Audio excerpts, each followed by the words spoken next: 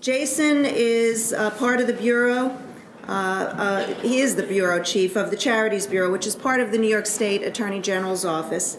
And in that role, he oversees all the nonprofits and their activities in our state. And we've invited him to share thoughts with us on what's going on from his perspective. And we welcome Jason Lilien.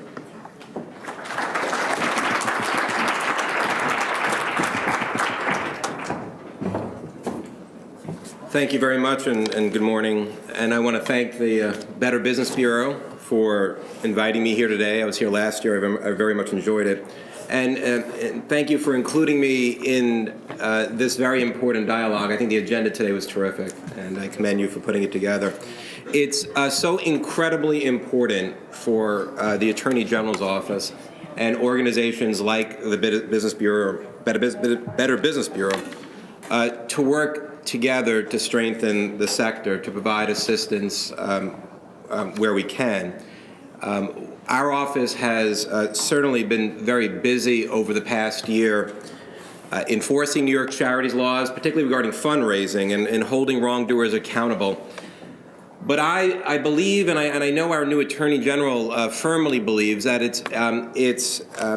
it's not just enough to catch the bad guys. It's equally important, just as important, to help the good ones. So our office is committed to working with the sector to improve it, not just to help organizations survive in this down market. We don't know quite when it's going to end, but to help organizations position themselves to survive and thrive into the future. Because when nonprofits succeed, New York succeeds, and when they don't, people suffer, community suffers. One of the realities, I was in Albany over the weekend giving some remarks, and there were a number of social service organizations present, and story after story, you heard the real effects, the real impacts of budget cuts. When funding goes down, it's the vulnerable that are really impacted. The homeless are hurt. Children are hurt. The poor are hurt. And so I think it's incredibly important that we understand the human impact of the financial situation we're in right now in New York. And unfortunately, given where we are in terms of the state budget, for those organizations that are relying on state funding and, for that matter, city funding, unfortunately, we're going to have to weather this storm for a little bit longer. But that is why one of the reasons it's so critically important that we all come together and work together and partner to try to strengthen the sector as much as possible. So in the upcoming year, you're going to hear more from our office in terms of partnerships, assistance, training, more information, more guidance. You'll hear about them in the future. But for today, what I want to do is just spend the short period of time that I have to give my insights on the subject that's actually coming up next. In the next panel, which really focuses on the Charities brand. This topic is really a very important one. The most valuable asset that a charity has, by far, is its name. For a nonprofit to survive and to thrive, it is absolutely essential that nonprofit protects its name, protects its reputation. The reality is, a name has no value if there's no trust in it.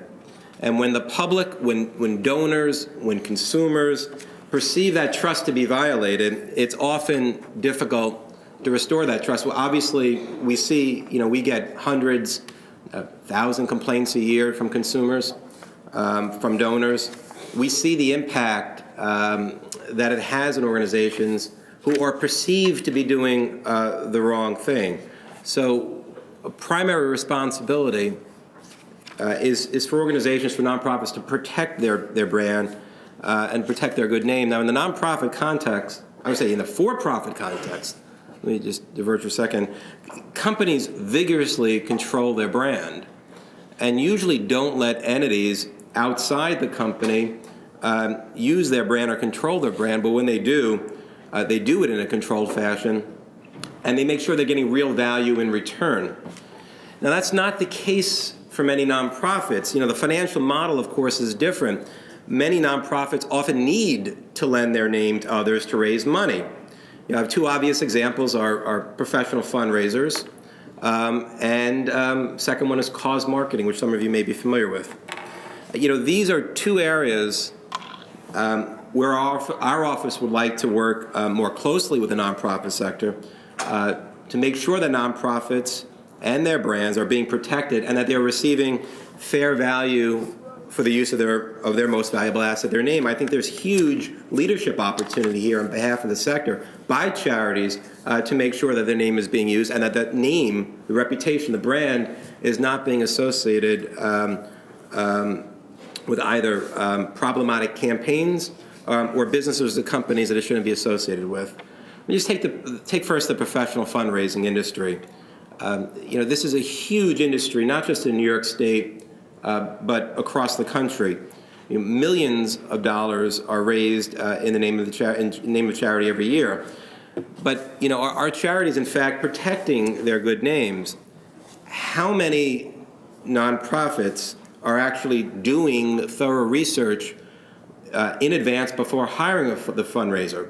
Remember, the fundraiser, organizations are entrusting the fundraiser to do right with their name, to protect the name. How many are reaching out to other nonprofits and learning about the past performance history by this fundraiser? How many nonprofits, charities are reviewing the scripts used by the professional fundraisers when those fundraisers call into people's homes, or reviewing the materials sent by mail? How many are doing the thorough diligence? Listen, I know many of you are doing that. By being here today, you are demonstrating your leadership on these issues.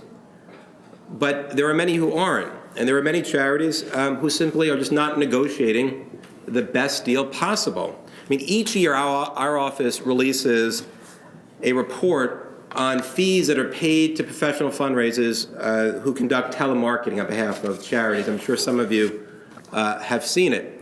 It is simply astonishing how many charities, year after year, agree to let their fundraisers take 80 to 85% of every dollar raised, year after year, without going into the marketplace and saying, can we get a better deal? Now, I understand there are some issues about new campaigns that start up. Maybe the costs are a little higher in the first year or two, or perhaps a new charity is formed and it takes a little while to increase the brand name and the brand recognition. But year after year, back to the same fundraiser, 80, 85%, sometimes 90%. So our goal, working with the Better Business Bureau, working with the sector, is to improve the practices used by many nonprofits when retaining professional fundraisers. How? Encourage charities to negotiate the best deal possible. Don't just accept the deal that's offered. Don't just accept the fact that there's another charity they can refer to who has received the same deal. I mean, the power is in the charity's court. The professional fundraisers need to use that charity's name in order to make money. It's their business model. But remember, it's your brand. It's your name, and that name has value and should be leveraged.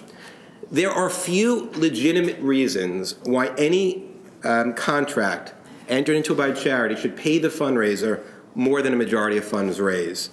Remember, the BBB standard is 35%. Hopefully that's still a standard.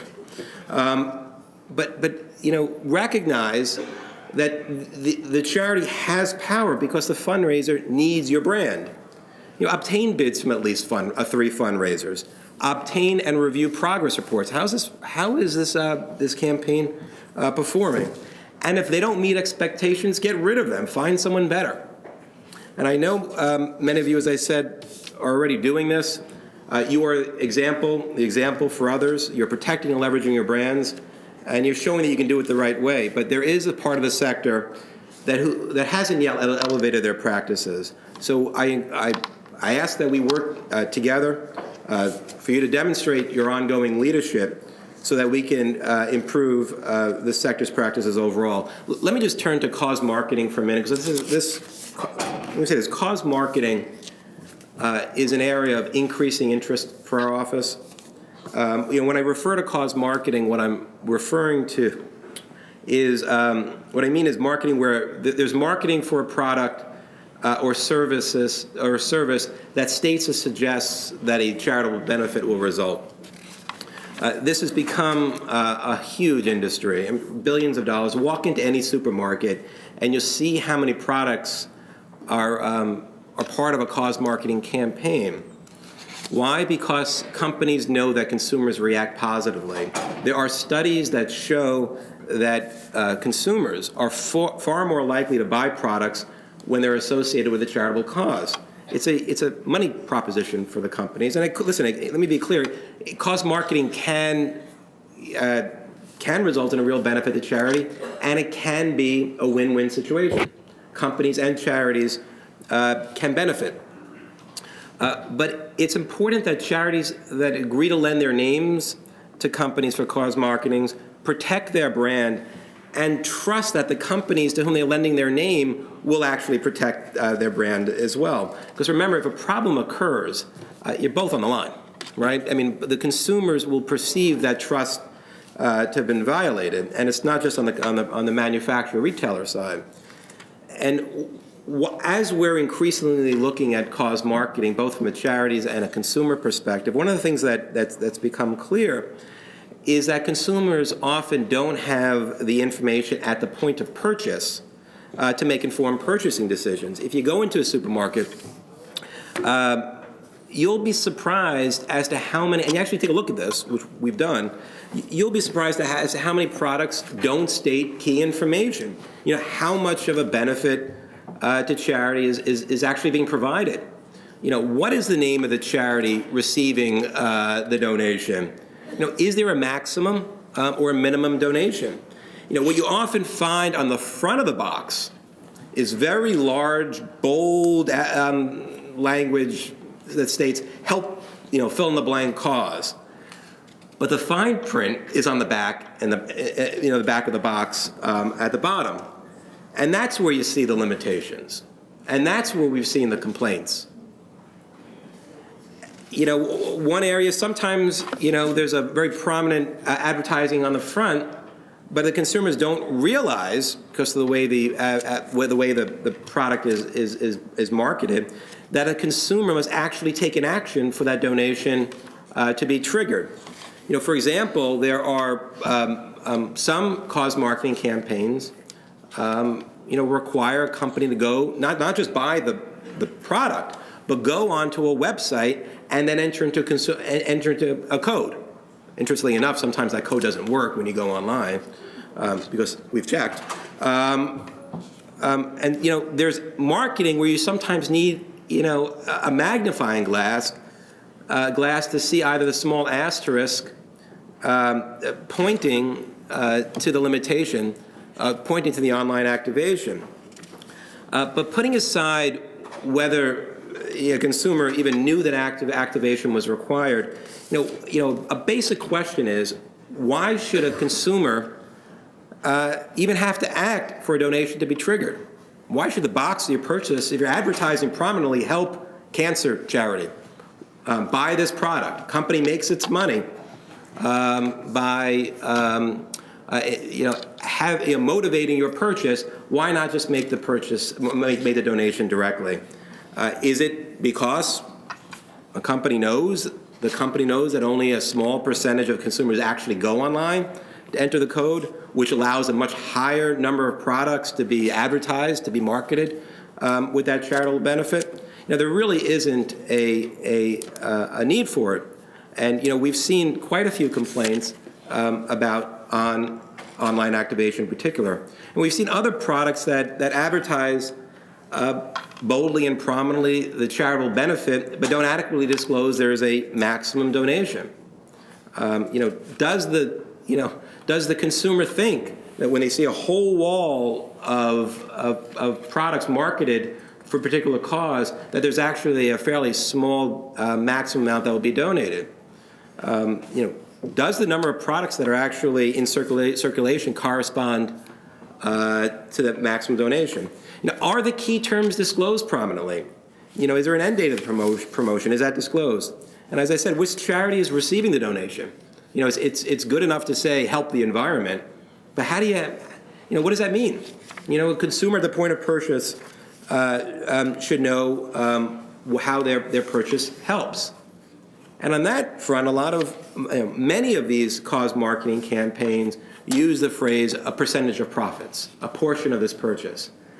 If you're, it's very difficult for a consumer at the point of purchase to in any way be able to calculate whether their purchase will actually help, or in fact, if profits aren't made because of the definition of profits, whether a donation will actually result.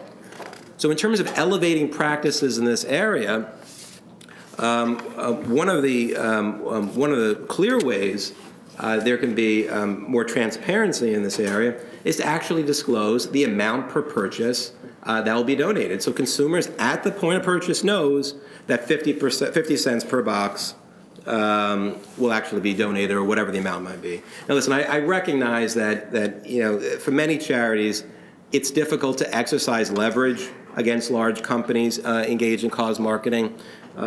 Some charities, for lack of a better term, consider this free money. And they recognize that the company can choose cancer organization B over A if A asks for too much. But remember, at the end of the day, it's the charity's brand that is being used, and consumers who complain about these marketing campaigns may also be the charity's donors, current or future. And as I said, we've seen the complaints, and so it's important to protect the brand. We hope that funds continue to be raised through cause marketing because charities do benefit. But we want to work with you, with the Better Business Bureau, and with the sector to make sure that there's more transparency in cause marketing, and that charities are in fact getting what they're entitled to when they lend their good names. So the point I want to just leave you with is we at the Attorney General's office are absolutely committed to working together to improve and to elevate the practices in this area. There is a real opportunity to demonstrate leadership, to improve the quality of disclosure, to encourage more transparency. There are basic things that can be done in any campaign. Disclose. Take these four practices. These four practices, I think, are the foundation of any good cause marketing campaign. Make sure there's clear and prominent disclosure of the key terms. Discourage consumer activation. Use a fixed amount. And avoid campaigns where products are being saturated and the benefit to charity is disproportionately low in relation to the amount of products that are being circulated.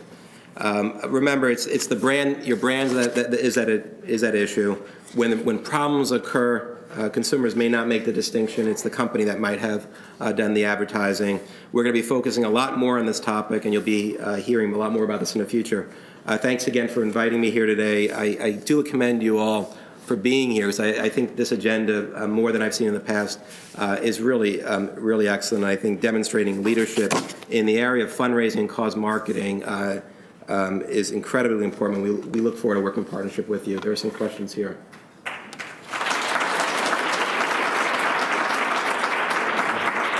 Question, very good question. This is a great question.